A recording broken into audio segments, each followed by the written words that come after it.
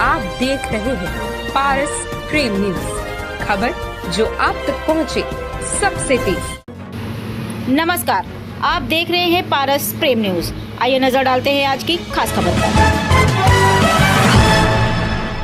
वर्ष 2007 में theme park blue world की रखी गई आधारशिला, बोले प्रवीण मिश्रा।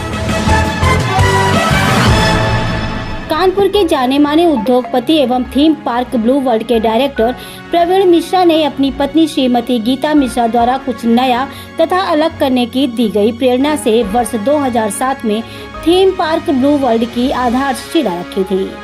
मंधना बिठूर मार्ग पर स्थित ब्लू वर्ल्ड नाम का यह थीम पार्क बच्चों एवं युवाओं का महज एक तरण ताल नहीं, अपितु बच्चों से लेकर बुजुर्ग तक हर आयु वर्ग के लोगों को शांति एवं आनंद प्रदान करता है। साथ ही नई पीढ़ी को प्राचीन संस्कृति से जोड़ने तथा उसके सामान्य ज्ञान को परिष्कृत करने की अवधारणा से भी ओतप्रोत है। यहाँ न केवल कानपुर अपितु पूरे प्रदेश से प्रतिवर्ष 6 लाख से अधिक पर्यटक आते हैं। बचपन से ही व्यवसायिक सोच रखने वाले प्रवीण मिश्रा का प्रारंभिक जीवन काफी संघर्षपूर्ण रहा, परंतु ईमानदार प्रयास, सच्ची लगन तथा कठिन परिश्रम हर व्यक्ति को उसके लक्ष्य तक पहुंचा ही देता है। सन 1989 में अपने पिता से 5% मासिक ब्याज पर 1000 रुपए लेकर विजयनगर के फुटपाथ पर कपड़े की दुकान से प्रारंभ हुआ।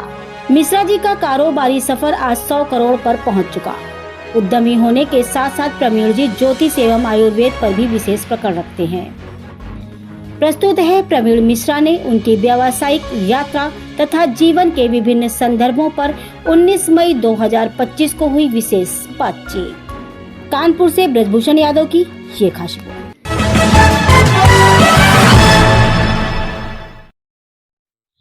मिश्रा जी, बहुत बहुत स्वागत है आपका हमारे चैनल पर। संघर्ष करते हुए जो प्रगति के सोपान कोई व्यक्ति चढ़ता है और उसके बाद फर्श से अर्श तक जब व्यक्ति पहुंचता है तो उसका जीवन कहीं ना कहीं सामान्य जन के लिए एक प्रेरणा का स्रोत बन जाता है। और कानपुर में आपका भी जीवन इसी तरह से है। तो आपके जीवन से आपको यदि प्रचार प्रसार की आवश्यकता नहीं, लेकिन आपके जीवन से जो लोग संघर्ष कर रहे हैं और संघर्ष के बाद कहीं ना कहीं फिसलते हैं, तमाम सारी व्याधियां आती तो लोग हताश होते हैं। तो आपका जो साक्षात्कार है, आपसे जो बातचीत है, वो विशेषकर ऐसे लोगों के लिए बहुत बड़ा एक प्रेरणा का स्रोत सिद्ध होगी। तो पहले तो हम एक जानना चाहेंगे आपसे, ये जो ब्लू वर्ल्ड है, आज तरण ताल तो बहुत सारे हैं कानपुर में और संख्या बहुत लंबी है और कई सारी अच्छी-अच्छी जगहों पर है, लेकिन ब्लू वर्ल्ड जो नाम है, हम समझते हैं कि हम कानपुर का जो बहुत नीचे का तबका है, जो उसको भी ब्लू वर्ल्ड मालूम है क्या है। ब्लू वर्ल्ड मतलब अपने आप में एक ब्रांड, एक पहचान बन गई है। तो ये ब्लू वर्ल्ड नाम का आइडिया कैसे आया आपका? सबसे पहले यहाँ से बात शुरू। देखिए, सबसे पहले तो ये आइडिया हमारी पत्नी का दिया हुआ था। ये आइडिया गीता मिश्रा का। उन्होंने कहा था यहाँ पे कुछ ऐसी चीज होनी चाहिए जिसमें बच्चे, यंग और बुढ़े, मतलब ओवर एज, सभी लोग एक साथ एंजॉय कर सकें। इस टाइप का कुछ चीज यहाँ पे कानपुर में होना चाहिए। जिस प्रकार से वो चूंकि थी कलकत्ता की, वो कलकत्ता में निक्को पार्क है, तो निक्को पार्क में सब लोग आते थे। यहाँ पे कोई घूमने की जगह नहीं थी, तो वो चाहते थे यहाँ पर भी इस टाइप का कुछ हो। तो 2007 की बात है। 2007 में हम लोगों ने इसको प्लान करना चालू किया। 2010 से इसमें वर्किंग चालू हुई। 2015 में हमने इसको इस टाइप से बनाया जिसमें बच्चे खास करके, क्योंकि उनको कहीं पे घूमने की जगह ही नहीं है और उनको प्रेरणा भी मिले। जैसे इस साल हम लोगों ने भारत दर्शन करके राइड चालू की है। तो भारत में यदि हमारे 29 स्टेट हैं, तो हमने पूरे 29 स्टेट को ऐसे में दिखाया वहां पे कि हर ये स्टेट ऐसा, ये स्टेट ऐसा, ये स्टेट ऐसा है। ठीक है, दूसरे बच्चों को सीखने को बहुत मिलता है।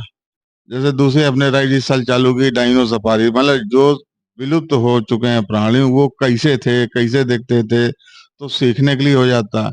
जो यंगस्टर हैं उनके लिए वैसे एडवेंचरर वाली राइड हो जाती हैं।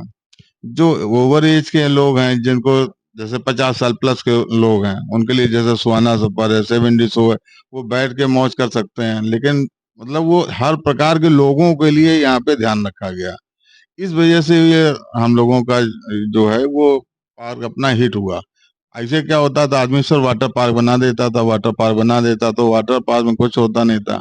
आज की तारीख में यदि हमारे पास 6 लाख कस्टमर आता है लगभग साल में, जिसमें 3 लाख कस्टमर हमारा कानपुर का होता है और 3 लाख कस्टमर हमारा पूरे प्रदेश से आता है, जिसमें सिर्फ लखनऊ में हमारा करीब 1.5 लाख आता है। इसके अलावा सराउंडिंग एरिया गोरखपुर, देवरिया, झांसी से लेके यहाँ तक कि नोएडा तक का आदमी आता है यहाँ पे, तो वो लगभग, तो उससे पर्यटन भी मिलता है। इसी वजह से हम लोगों ने वहाँ पे होटल भी बनाया इस साल, कि जो लोग बाहर से आए हैं तो वहाँ पे देख सकें। और हम लोगों का अगले साल तक ये टारगेट है कि कम से कम यहाँ पे 10 लाख आदमी साल में आना चाहिए। तो उसके लिए हम लोग ने होटल का निर्माण कर रहे हैं। वो अभी 1-1.5 महीने में चालू हो जाए। अभी सिर्फ इवेंट को दे रहे हैं, अभी सब स्कूल को पैकेज ये सब देने चालू, तो बच्चे आए, सीखें, एंजॉय करें। क्योंकि जहाँ पर भी पर्यटन है, प्रगति वहीं पर है। क्योंकि दिन भर तो आप काम नहीं कर सकते हैं, 7 दिन आप काम नहीं कर सकते हैं। यदि 7 दिन आप काम करेंगे तो आपका विवेक शून्य हो जाएगा।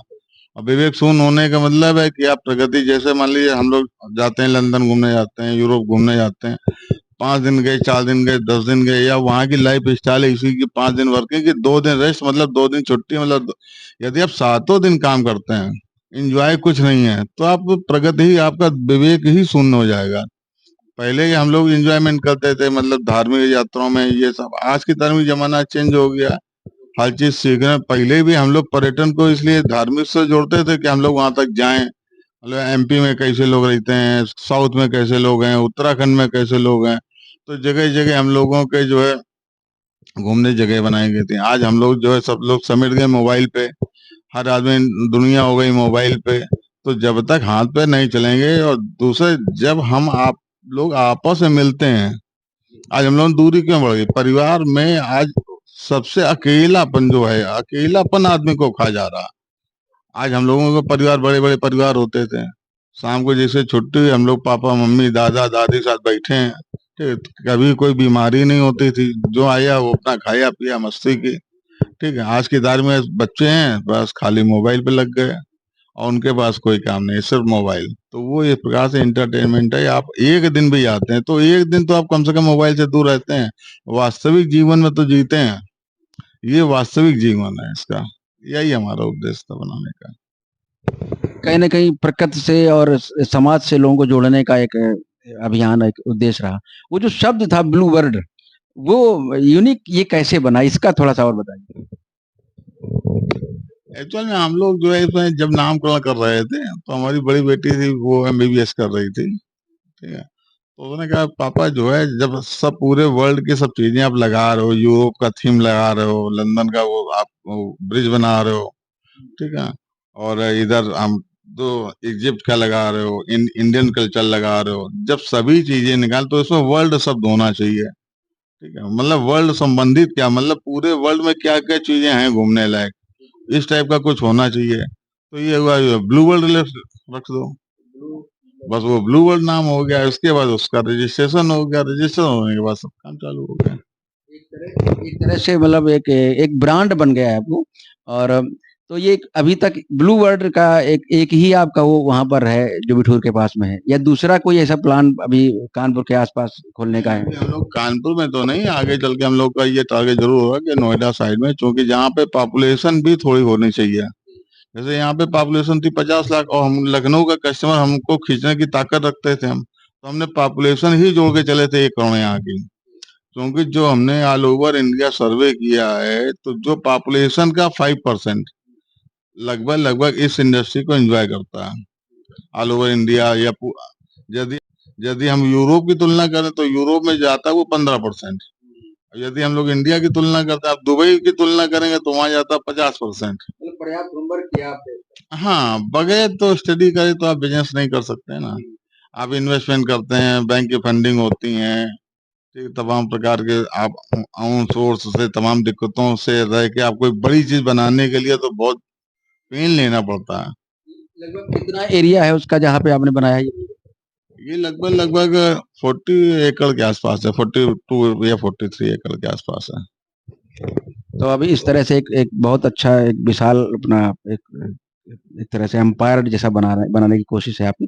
और उसमें कहीं ना कहीं संस्कृति को भी जोड़ना है, और विश्व के जो विभिन्न देशों की जो कल्चर है उनको भी आप साथ ला रहे हैं। तो एक विश्व का मानचित्र एक तरह से आप, छोटा विश्व एक तरह से दिखा रहे हैं लोगों को। और भविष्य में जैसे इस समय गर्मियाँ चल रही हैं, तो गर्मी के लिए क्या कुछ विशेष इंतजाम करने पड़ते हैं या सारी सुविधाएँ ऑलरेडी पहले से रहती हैं? नहीं, व्यवस्थाएं तो हम लोग पूरे साल रखते हैं अपनी पर्सनल, लेकिन गर्मियों में चूंकि रस काफी हो जाता है तो हम लोग प्रशासन से मदद लेते हैं। प्रशासन को चिट्ठी लिख के दे दी जाती है, प्रशासन पूरा सपोर्ट करता है। क्योंकि गवर्नमेंट को भी रेवेन्यू का बेनिफिट होता है तो प्रशासन भी सपोर्ट करता है, इसमें कुछ नहीं है। मतलब 100% प्रशासन हमारे साथ रहता है। ये बगैर प्रशासन से तो आप कुछ नहीं कर सकते हैं, इतनी बड़ी चीज तो नहीं चल सकती है। एक बड़ा पर्सन जो कि मैं गाँव से जुड़ा हूँ और शायद आप भी कहीं न कहीं गाँव से जुड़े हुए होंगे। तो गाँव में थोड़ा-सा गरीब प्रकार के लोग रहते हैं, तो अगर उनके लिए कुछ कोई कोई विशेष कोई छूट टाइप की रहती है क्या?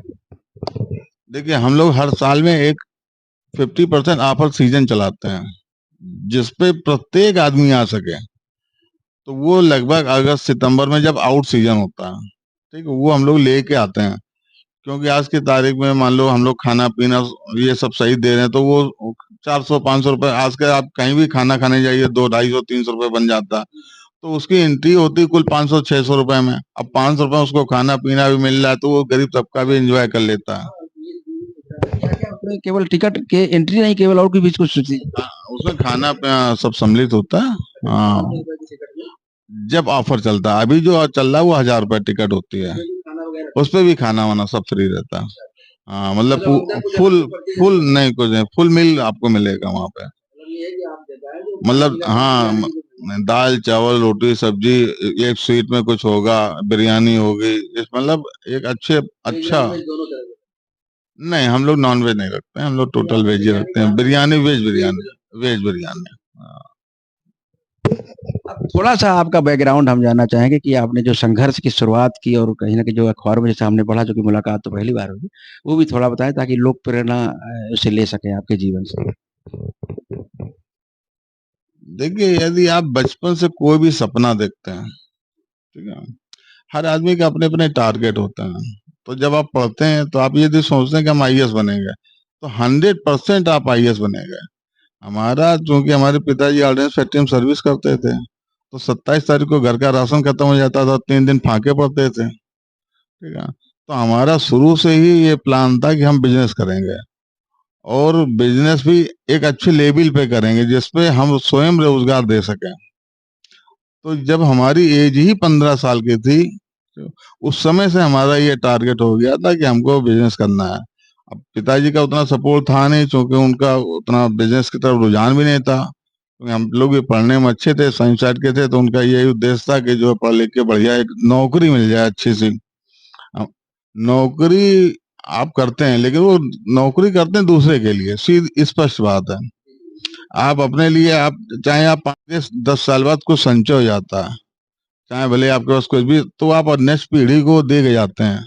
ठीक, ट्रांसफर नौकरी तो ट्रांसफर होनी नहीं है, ठीक। और जो कमाया वो या तो गवर्नमेंट के लिए कमाया या बिजनेसमैन के लिए कमाया, ठीक है। आप पर्सनल, जिसकी सपोज किसी की सैलरी 20,000 है तो उसको 20,000 के हिसाब से खर्च है। किसी की सैलरी 2 लाख है तो उसके 2 लाख के हिसाब से खर्च हो जाते हैं, क्योंकि वो उसी में सिमटा हुआ है। बिजनेसमैन ये नहीं होता। बिजनेसमैन का एक सिस्टम अलग होता है कि वो अपना, उसका एक टारगेट होता है काम करने का, उसके खर्चे लगभग बराबरी चलते रहते हैं। तो वो अपना पेट काटता है, अपना बिजनेस को बढ़ाता है, हर प्रकार की दिक्कतों का सामना करता है, लेकिन कुल मिला के उसका टारगेट ये होता है कि हम बिजनेस को ग्रो करें, बिजनेस और बढ़ाएं, बिजनेस और बढ़ाएं।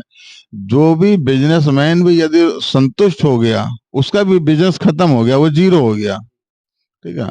इस वजह से बिजनेसमैन को कभी संतुष्ट नहीं होना चाहिए, चाहे जितना बड़ा उसका बिजनेस हो जाए, चाहे वो लाखों करोड़ों का आदमी हो जाए, चाहे वो हजारों करोड़ में रहे, चाहे वो 100 करोड़ में रहे, चाहे 5 करोड़ में रहे, लेकिन उसको संतुष्टि कभी नहीं मिलनी चाहिए। यदि बिजनेसमैन संतुष्ट हो गया, मतलब व्यापार खत्म हो गया।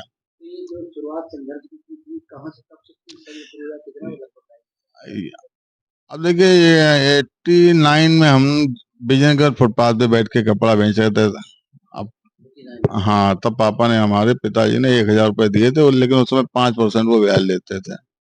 हाँ, ठीक है ना। और बस वहीं से धीरे धीरे धीरे शुरुआत हो गई। फिर हम लोगों ने बेकरी की, फिर बेकरी करने के बाद हम लोगों ने थोड़ा सा जो है डेयरी की। इसका थोड़े समय हमने पान मसाला भी किया, मतलब 94 94 से लेके 98 तक एक किया, फिर उसके बाद 2008 से लेके 2012 तक एक किया, 4 साल उधर किया, 4 साल उधर किया लगभग। हाँ, पान मसाला भी किया। फिर इसके बाद हम लोग ने वेजिटेबल भी किया। वेजिटेबल हम लोग उस समय फ्रांस से सीड मंगाते थे। हाँ, तो ग्रीन हाउस बना के जितना आधुनिक हो सकता था उतना किया। जब भी आप कोई भी चीज नहीं लाएंगे हमेशा, तो आपको बेनिफिट मिलेगा उसका। ये जगह कुछ हमारी जमीन खरीदी हुई है, मतलब 94 में कुछ उसमें 40,000 रुपए बीघा जमीन थी, 80,000 रुपए एकड़ जमीन थी। आज की तारीख में तो जो है जमीन ही खरीदना सबसे बड़ा काम हो गया। आप इंडस्ट्री तो बाद में लगाएंगे, पहले जब जमीन तो खरीदोगे, ठीक है, वही सबसे। उस समय नहीं उद्देश्य था ये, हाँ, वो तो केवल उस समय उद्देश्य ये था कि यदि मान लो सपोज बिजनेस में हम फेल होते हैं तो गल्ला होता रहेगा, मतलब गेहूं आटा दाल चावल की कोई दिक्कत नहीं रहेगी। उस समय सबसे पहले तो जमीन हमने 1.5 एकड़ खरीदी थी, 3 बीघा, फिर 1 बीघा, फिर ऐसे ऐसे धीरे धीरे धीरे यहाँ 1 बीघा करते हुए धीरे धीरे होती चली गई। हाँ हाँ, बहुत सुंदर, बहुत अच्छा लगा और ऐसा लगता है कि आपसे बातचीत करते रहें, आपके बारे में और जानते रहें। फिर कभी अवसर मिलेगा तो फिर पुनः बैठेंगे। बहुत बहुत धन्यवाद।